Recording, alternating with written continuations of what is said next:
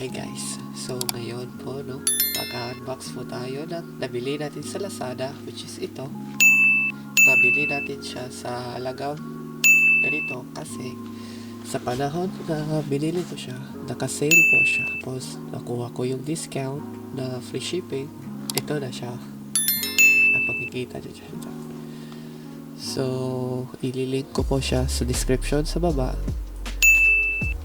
Comment kayo below kung anong gusto nyo ipabili sa Lazada or Shopee para gawin natin ang unboxing.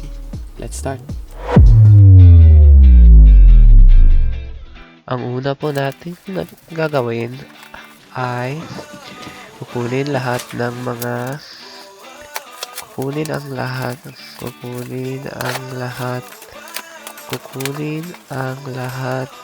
mga gamit sa loob ng box. Isa-isahin po natin silang labas. Ito po.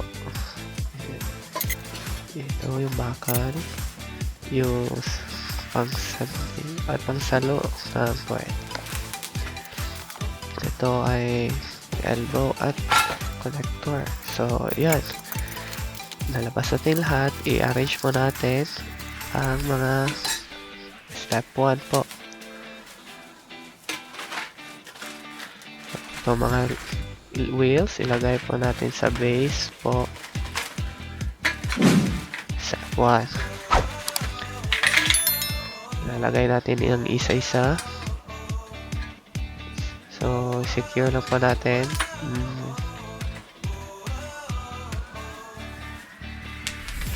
Oops, basa muna ng manual. Make sure ilagay ang pangalawang wheels.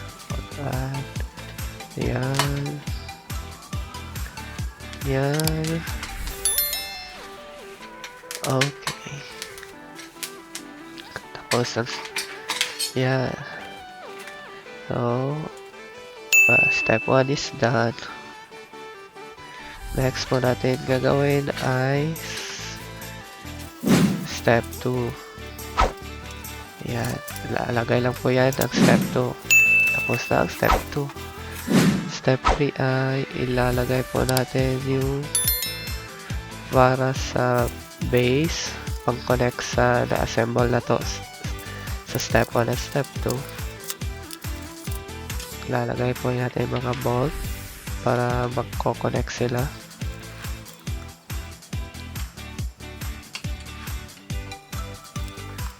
Ayan, make sure na secure and tight po.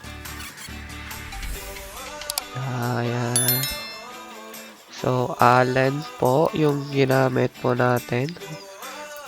Don't worry kung wala kayong ganyan kasi free naman yan. Yan naman din para po sa leg rest natin. Nakikita nyo yung metal kanina. Diyan po natin i-siksik yung metal. So, yan. That's the step 3. Complete. Next is ilalagay po natin ang metal. Yan ang step 4. Tapos, sa may paa ng banda, i-connect natin yung para sa legs or paa natin sa leg rest. Yan. Make sure na secure and tight. And kung minor po kayo, magpatulong po kayo sa nakakatanda. Ayan. Tapos ang step 4. Now, step 5 na po tayo. Ayan. Kukonek po natin. Ayan. Galit na po ako. Tapos na tayo step 5. Ayan po. Ngayon ay step 6. Yung backrest natin, i-connect natin sa isang bakal na naka-T para i-connect natin sa kanina na inassemble natin. Yan. Tapos ang step 6. Step 7 tayo. I-connect yung backrest at buttress. Yan. Step 8 is ilalagay natin yung armrest.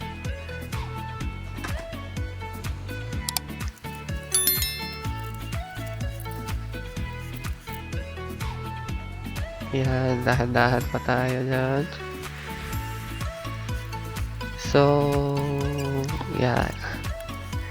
Make sure na tight and secure po tayo.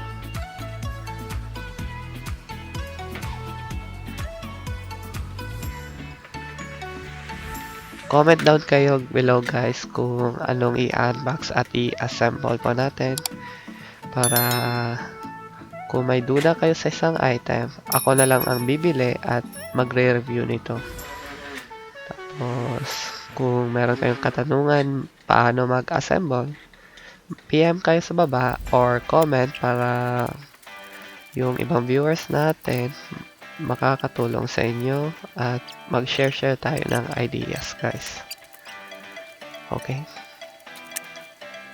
So, iniisa po natin secure lahat ng mga bolts na ginawa natin kanina.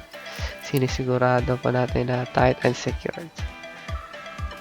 So, ayun po, tapos na po yung assemble natin. And B-roll, let's go!